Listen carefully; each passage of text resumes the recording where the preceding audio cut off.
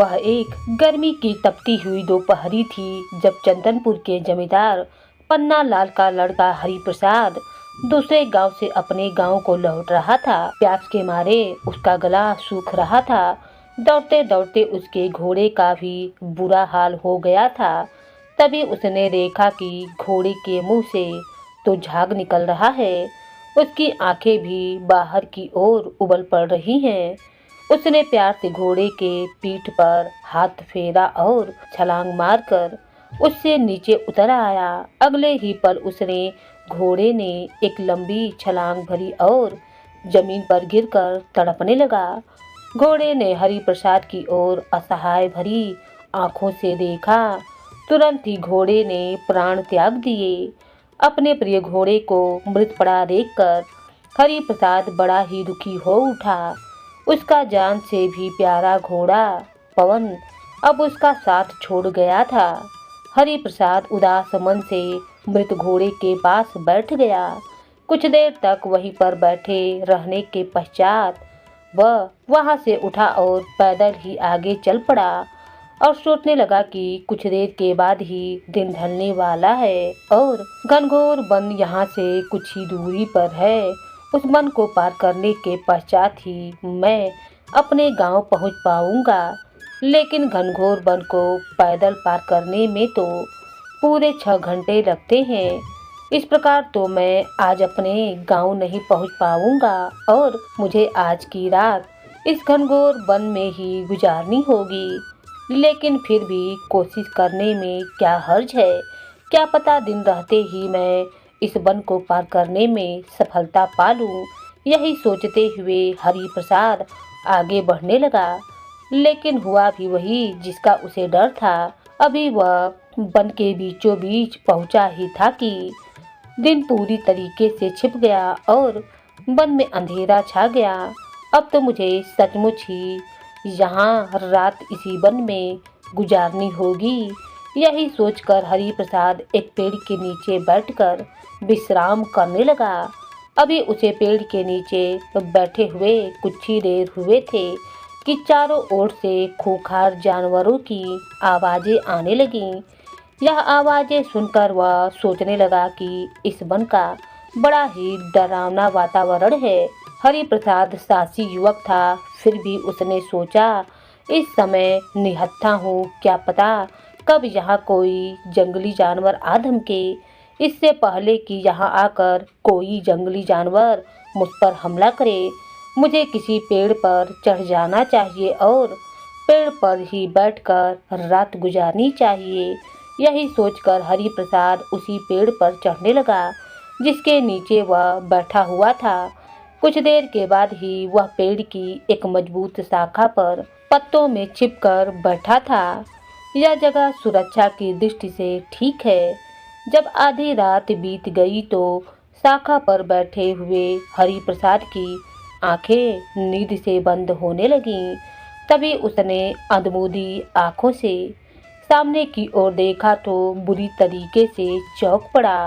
अरे, यह सामने से मशाल जलाए घोड़ों पर सवार वह कौन से लोग चले आ रहे हैं। हरिप्रसाद आंखें खोलकर पूरी तरीके से सजग होकर बैठ गया और अपनी ओर आते हुए घुड़सवारों की ओर देखने लगा। घुड़सवार उसी पेड़ के नीचे आकर रुक गए जिस पेड़ की शाखा पर हरिप्रसाद बैठा हुआ था। दरअसल वह घुड़सवार डाकू थे। डाकुओं का सरदार कहने लगा, साथियों, इसी पेड़ के नीचे रुककर हम आज की लूट का माल का बंटवारा करेंगे। दूसरी ओर पेड़ के ऊपर बैठा हुआ हरिप्रसाद उन लोगों की बातचीत सुनकर पूरी तरीके से डर गया था और सोचने लगा कि ओह, यह तो लुटेरे और डाकू हैं। डाकुओं के सरदार ने लूट के माल को सभी में बराबर बराबर हिस्से में बांट दिया। अपना अपना हिस्सा सभी डाकुओं ने अपने पास रख लिया। तत्पश्चात उनके सरदार ने उनसे कहा, साथियों, अब हमें कल की योजना बनानी है। कल हमें किसी के यहाँ डाका डालना है, इस बात पर विचार करना है। सरदार की बात सुनकर सभी डाकू उत्सुकता से उसकी ओर देखने लगे। तब सरदार ने आगे कहा, हमें पता चला है कि सूरजपुर गांव के जमींदार हरिभजन सिंह की बेटी चंद्रप्रभा की बारात आने वाली है। पता चला है कि जमींदार हरिभजन सिंह अपनी बेटी के विवाह में दिल खोलकर दान दहेज देने वाला है। तो सरदार, क्यों ना कल जमींदार हरिभजन सिंह के यहाँ ही डाका डाला जाए। हम भी यही सोच रहे हैं।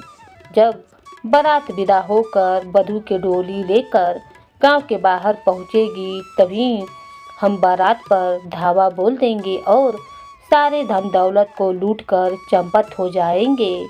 तभी एक साथी बोला, विचार तो अच्छा है सरदार, परंतु बारात का मामला है, उसे लूटते समय कहीं हम फंस ना जाएं। विक्रम, तुम डाकू जग्गा के सामने खड़े हो और जग्गा कायरता भरी बातें बिल्कुल भी नहीं पसंद करता है। इसमें इतनी हिम्मत है जो हमसे मुकाबला करे। सरदार की बातें सुनकर विक्रम डाकू चुप हो गया। इधर पेड़ की शाखा पर बैठा हरि प्रसाद सोच रहा था, तो यह खूंखार डाकू जग्गा का गिरोह है। कल यह सूरजपुर की जमींदार की पुत्री की बारात को लूटने वाले हैं, लेकिन मैं ऐसा होने नहीं दूंगा। चाहे कुछ भी हो जाए, मैं जमींदार की बेटी चंद्रप्रभा की आंच भी न लगने दूंगा। दूसरी ओर डाकू जग्गा अपने गिरोह से कह रहा था, तो साथियों, कल जमींदार हरिभजन सिंह की पुत्री की बारात को लूटने की बात पक्की रही। सभी डाकू साथी एक स्वर में बोल पड़े, जी सरदार, हमें आपकी यह योजना मंजूर है। तब चलो, सुबह होने से पहले ही हमें अपने अड्डे पर पहुंचना है। सरदार का आदेश पाकर सभी डाकू वहां से चल पड़े। सुबह होने तक हरि प्रसाद उसी पेड़ पर बैठा रहा। सुबह होने पर वह पेड़ से उतरा और अपने गांव की ओर चल पड़ा। गांव पहुंचकर सबसे पहले मुझे जग्गा डाकू के गिरोह से भिड़ने की तैयारी करनी है। कुछ ही देर में वह अपने गांव जा पहुंचा। उसे पैदल आता देखकर उसके पिता जमींदार पन्ना लाल कहने लगे, हरि प्रसाद, रात भर तुम कहाँ पर रहे और तुम्हारा घोड़ा कहाँ है। तब हरि प्रसाद ने उन्हें घोड़े की मृत्यु की सूचना देते हुए डाकुओं के गिरोह की बात भी विस्तार पूर्वक बतला दी।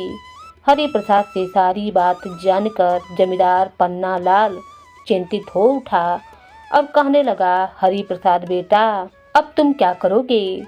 करना क्या है पिताजी, आज मैं अपने 20-25 लठैतों के साथ लेकर चांदपुर गांव के हरिभजन सिंह के यहाँ पर जाऊंगा और आई हुई बारात को डाकुओं से बचाऊंगा। ऐसा अनर्थ ना करना हरि बेटा, तुम तो जानते ही हो कि हम अपने 2 बेटों को पहले ही खो चुके हैं। अब एकमात्र तुम ही मेरे पुत्र बचे हुए हो। तुम्हें हम मौत के मुंह में जाने नहीं देंगे।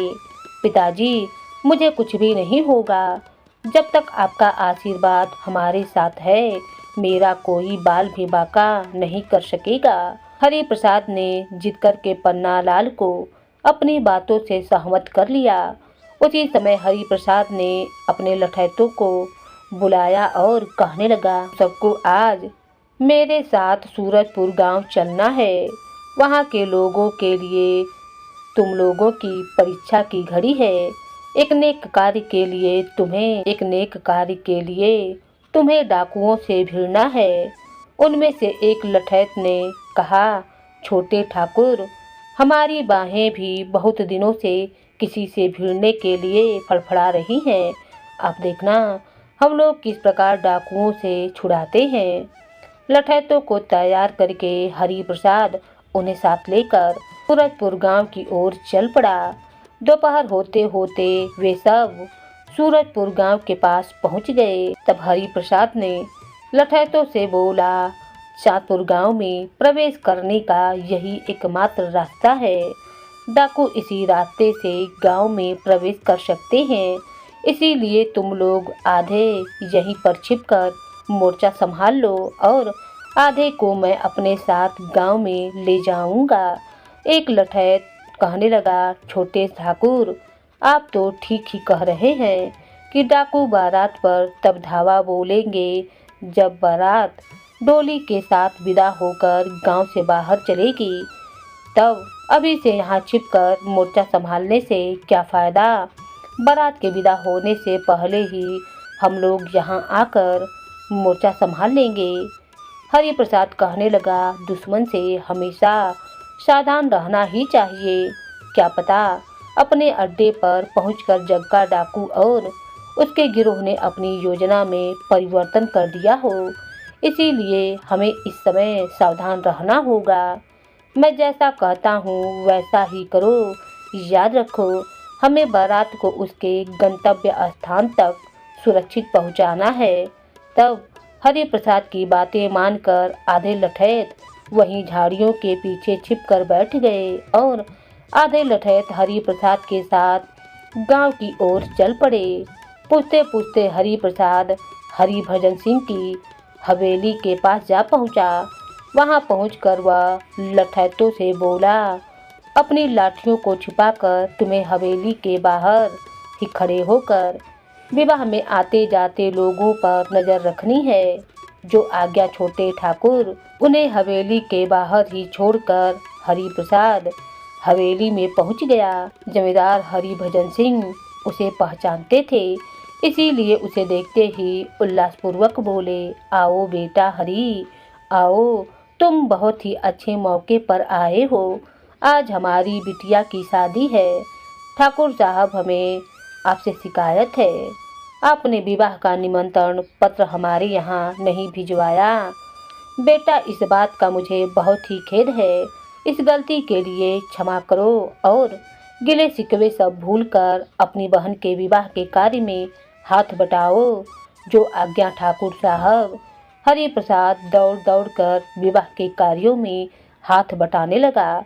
बारात उचित समय पर आई और सारा विवाह का कार्य संपन्न हो गया। हरि प्रसाद सोचने लगा, विवाह कार्य में अभी तक तो कोई बाधा नहीं आई है। लगता है कि जग्गा डाकू अपनी पूर्व योजना के अनुसार ही लौटती बारात पर धावा बोलेगा। विवाह के पश्चात लोगों ने आंसू भरी आंखों से चंद्रप्रभा की डोली विदा कर दी। हरि सोचने लगा, अब मुझे भी हवेली के बाहर तैनात लठैतों को साथ लेकर बारात के साथ साथ चलना चाहिए। न जाने कब जग्गा डाकू का गिरोह बारात पर धावा बोल दे। हरि प्रसाद तुरंत लठैतों को साथ लेकर बारात के पीछे पीछे चलने लगा। बारात के साथ साथ चलते हुए हरि प्रसाद उसी स्थान पर जा पहुंचा जहां उसके बाकी लठैत छुपे हुए थे। उसने छुपे हुए लठैतों से कहा, आओ, तुम लोग भी हमारे साथ चलो। बाकी लठैत हरि प्रसाद के साथ हो लिए।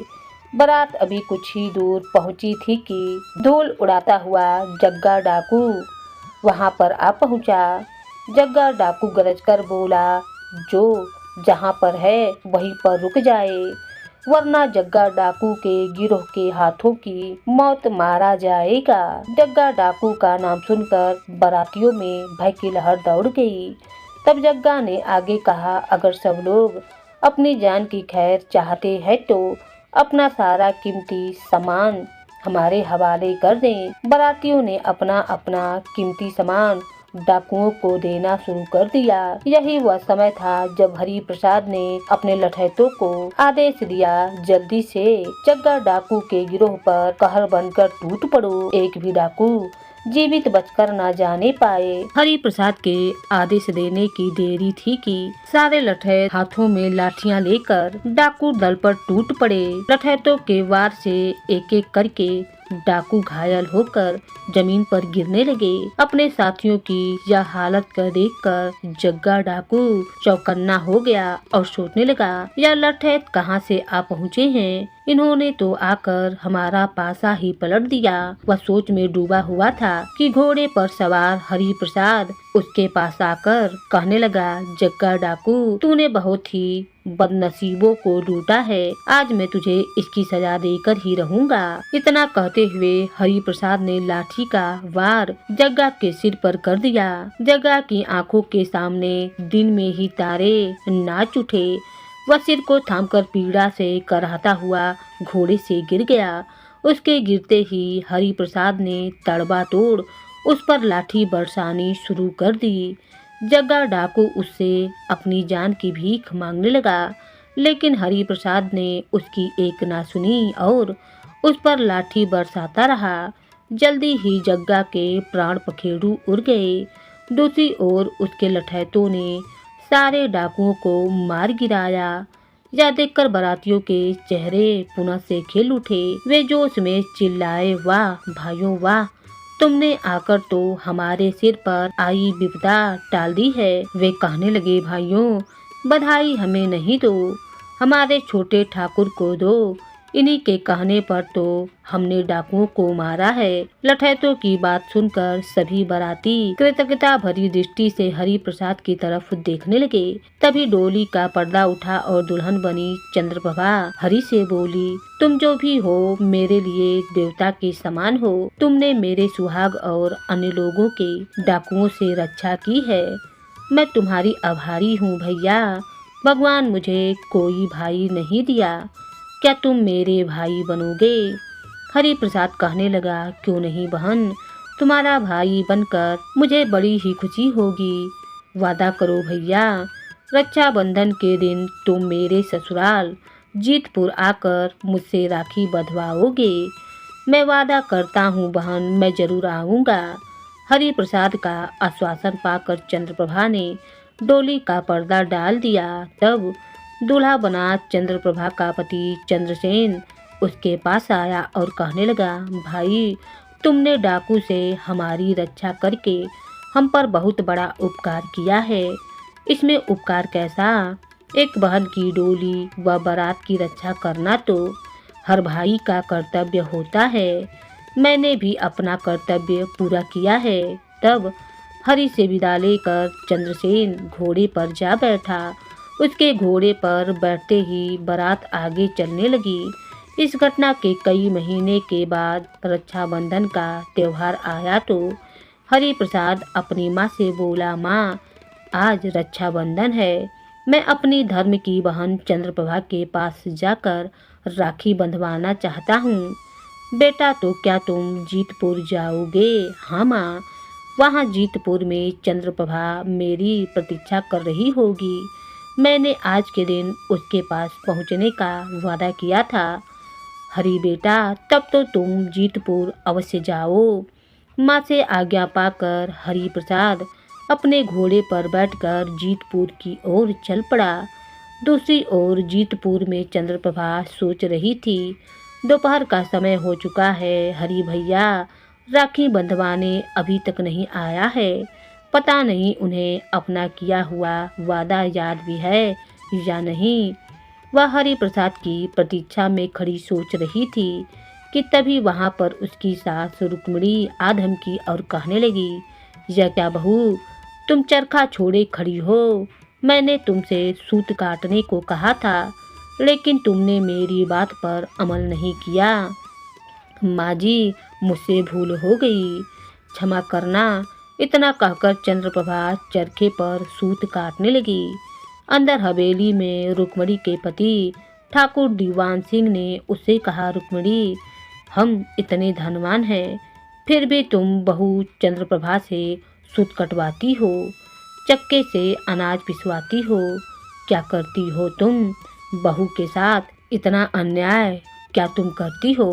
तब रुक्मिणी की सास बोली, स्वामी जी, बहू से इसी प्रकार काम करवाने से मेरा उस पर दबदबा बना रहेगा। रुक्मिणी, तुम उस अबला के साथ बहुत अन्याय कर रही हो।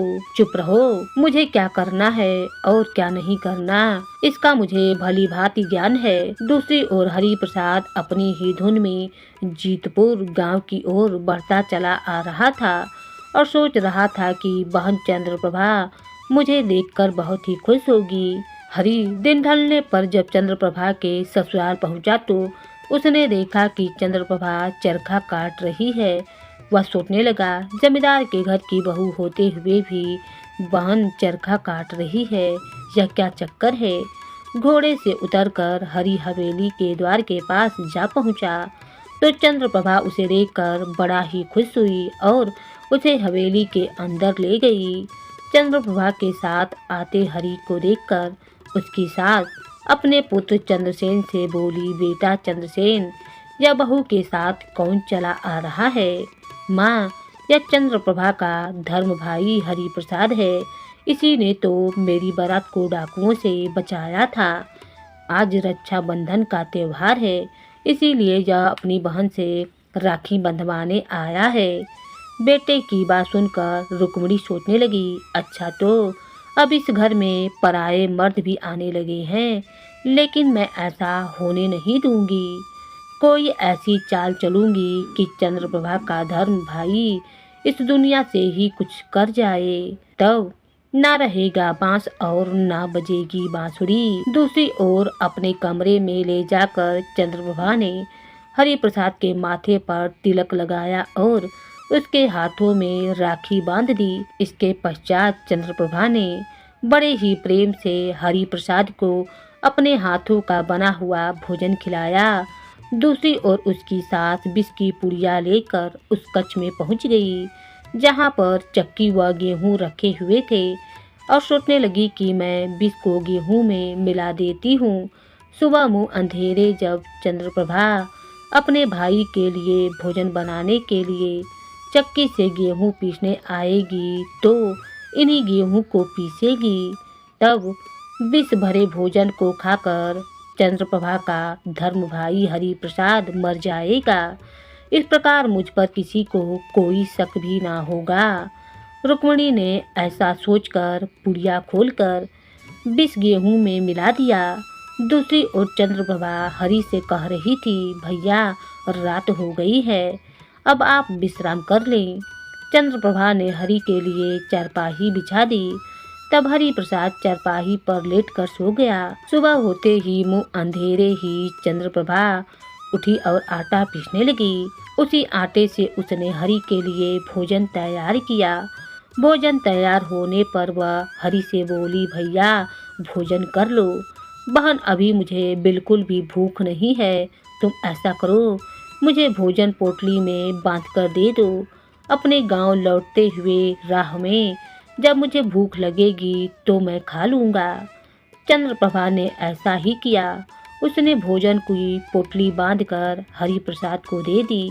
तब हरि प्रसाद ने उससे विदा ली और घोड़े पर चढ़कर अपने गांव चंदनपुर की ओर चल पड़ा। जब हरि उसकी आंखों से ओझल हो गया तो वह हवेली में वापस लौट गई। जब वे अपनी सास रुक्मिणी के कक्ष के बाहर से गुजरी तो उसके कानों में उसकी सास का स्वर सुनाई पड़ा। वे अपने बेटे चंद्रसेन से कह रही थी, बेटा अब तेरा साला हरि प्रसाद यहाँ कभी नहीं आएगा। क्यों माँ, क्या तुमने यहाँ पर आने के लिए उसे मना कर दिया है? नहीं रे, मैंने तो ऐसी चाल चली है जिसके फलस्वरूप हरि प्रसाद जल्दी ही मर जाएगा। माँ, ऐसा तुमने क्यों किया? चंद्रप्रभा ने जिस आटे का भोजन हरि को बनाकर दिया है उसमें विष मिला हुआ है। उस आटे से बने भोजन को खाते ही हरि प्रसाद तत्काल ही मर जाएगा। तुमने तो बहुत ही घिनौनी चाल चली है माँ। भला बेचारे हरि प्रसाद ने तुम्हारा क्या बिगाड़ा था? इतना कहकर चंद्रसेन क्रोधित होकर माँ को देखने लगा। दूसरी ओर कक्ष के बाहर खड़ी चंद्रप्रभा की हालत माँ की यह बात सुनकर खराब हो गई थी। वह क्रोधित होकर कक्ष में पहुंची और कहने लगी, माँ जी, आज तक तुमने मेरे ऊपर जो भी जुल्म ढाया वह मैंने चुपचाप सह लिया, इसी आशा में कि एक ना एक दिन आपको अपनी गलती का एहसास अवश्य हो जाएगा। लेकिन मैं गलत थी, आप कभी भी ना सुधरोगी और आज तो आपने अपने जुल्म की हद ही कर दी। मेरे निर्दोष भाई के खाने में जहर मिलाकर आपने अच्छा नहीं किया। माँ जी, भगवान तुम्हारी इस करनी का फल तुम्हें अवश्य देगा। ओह, तो तूने हमारी सारी बातें सुन ली? हाँ माँ जी, आपके कुनीतियों से तंग आकर मैं आज यह घर छोड़कर जा रही हूँ और अब मैं तभी इस घर में प्रवेश करूँगी जब आपको अपनी गलती का एहसास हो जाएगा। जा बहू, तुझे रोकता कौन है। चंद्रप्रभा को इस तरह से घर छोड़कर जाते हुए देखकर चंद्रसेन दौड़ा दौड़ा उसके पास पहुँचा और कहने लगा, चंद्रप्रभा, घर से जाने का पागलपन मत करो। मैं मानता हूँ कि माँ ने गलती की है, लेकिन इसका यह मतलब तो नहीं है कि तुम घर छोड़कर चली जाओगी। स्वामी आप कायर हैं, जो आज तक अपनी पत्नी पर होते हुए जुल्मों को चुपचाप देखते रहे। माँ जी के साथ साथ आप भी दोषी हैं। यही कहकर चंद्रप्रभा तेजी से हवेली के बाहर की ओर चल पड़ी। चंद्रसेन उसे रोकने का साहस नहीं कर पाया। हवेली के अस्तबल से उसने एक घोड़ा खोला और सोचने लगी, हरी भैया अभी ज्यादा दूर नहीं गए होंगे। मुझे तुरंत ही उनका पीछा करके उनके पास पहुंचकर यह बात बतानी होगी कि उनके पास जो भोजन है वह विषैला है। यही सोचकर चंद्रप्रभा घोड़े पर बैठ गई। अगले ही पल उसका घोड़ा चंदनपुर की ओर दौड़ा जा रहा था। कुछ दूर जाने पर उसे हरि जाता हुआ दिखाई दिया। चंद्रप्रभा ने हरि को आवाज लगाई, भैया रुक जाओ। चंद्रप्रभा को वहां देखकर हरि प्रसाद आश्चर्यचकित हो गया और पूछने लगा, बहना तुम यहाँ पर कैसे। भैया मैं तुमसे ही मिलने आई हूँ। ऐसा क्या काम आन पड़ा बहन जो तुम्हें यहाँ पर आना पड़ा। भैया मैंने तुम्हें जो भोजन बनाकर दिया था उसे मत खाना, उसमें विष मिला हुआ है। विष? हाँ भैया, मेरी सास ने आटे में विष मिला दिया था। तब चंद्रप्रभा ने विस्तार पूर्वक अपनी सास की करतूत अपने भाई को बता दी। सारी बातें बताकर चंद्रप्रभा ने उससे कहा, भैया मैं ससुराल त्याग कर आ गई हूँ। यह तुमने अच्छा नहीं किया। बहन अब तुम कहाँ जाओगी। भैया तुम मुझे अपने साथ अपने गांव ले चलो। ठीक है बहना, अब तुम मेरे साथ चलो। जैसे हरि अपने घर पहुंचा, उसके पिता जमींदार पन्ना लाल ने उसे सूचना दी, बेटा हमने तुम्हारा विवाह रंगपुर के जमींदार त्रिलोचन सिंह की पुत्री वर्षा के साथ तय कर दिया है। तुम्हें कोई ऐतराज तो नहीं। पिताजी आपने जो किया है वह अच्छा ही किया होगा। तब उसने अपने पिता से चंद्रप्रभा का परिचय कराते हुए कहा, पिताजी यह मेरी धर्म बहन चंद्रप्रभा है। आज से यह यहीं पर रहेगी। यह तो बड़ी ही अच्छी बात है बेटा। यह तो बहुत ही अच्छी बात बतलाई बेटा तुमने। अब तुम्हारे विवाह के सारे नेक काम चंद्रप्रभा ही करेगी। कुछ ही दिन के बाद शुभ मुहूर्त में हरि दूल्हा बनकर घोड़ी पर चढ़ गया और खूब धूमधाम से उसकी बारात रंगपुर की ओर रवाना हो गई। बारात के पहुंचने पर जमींदार त्रिलोचन ने बारातियों की खूब आवभगत की। तत्पश्चात वधू ने वर को जयमाला पहनाया और इस प्रकार बड़ी ही धूमधाम के साथ हरि का विवाह भी संपन्न हो गया। चंद्रप्रभा ने विवाह के कार्यों में बढ़ चढ़ करके सहयोग किया था और बहन होने की सभी जिम्मेदारियां बड़ी ही अच्छी तरीके से निभाई थी। विवाह में आए हुए लोगों ने चंद्रप्रभा की प्रशंसा करते हुए हरि प्रसाद से कहा, हरि तुम बहुत ही भाग्यवान हो जो तुम्हें ऐसी बहन मिली। यह सुनकर हरि कहता था, हाँ अब सब ठीक ही कहते हैं। मैं बहुत ही भाग्यशाली हूँ कि मुझे चंद्रप्रभा जैसी बहन मिली है। दूसरी ओर चंद्रप्रभा के सास रुक्मणी को एक दिन लकवा मार गया। उसका बेटा चंद्रसेन कहने लगा, माँ यह तुम्हारी क्या हालत हो गई है। बेटा यह सब मेरे पापों का फल है। मैंने अपनी गौ जैसी सीधी बहू चंद्रप्रभा को बहुत सताया था। शायद उसी के फल स्वरूप ही मेरी यह दुर्दशा हुई है। यही कहकर रुक्मिणी जोर जोर से रोने लगी। कुछ देर होने के पश्चात वह कहने लगी, बेटा तुम इसी समय चंद्रप्रभा को ले आओ। मैं उससे माफ़ी मांगना चाहती हूँ। अच्छा माँ, कहकर चंद्रसेन उसी दिन रवाना हो गया।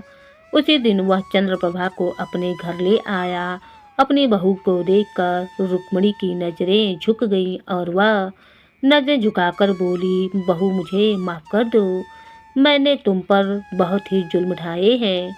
या आप क्या कह रही हैं माँ जी, आप बड़ी हैं, आप मुझसे क्षमा ना मांगे। चंद्रप्रभा उसी दिन से सास की सेवा में जुट गई।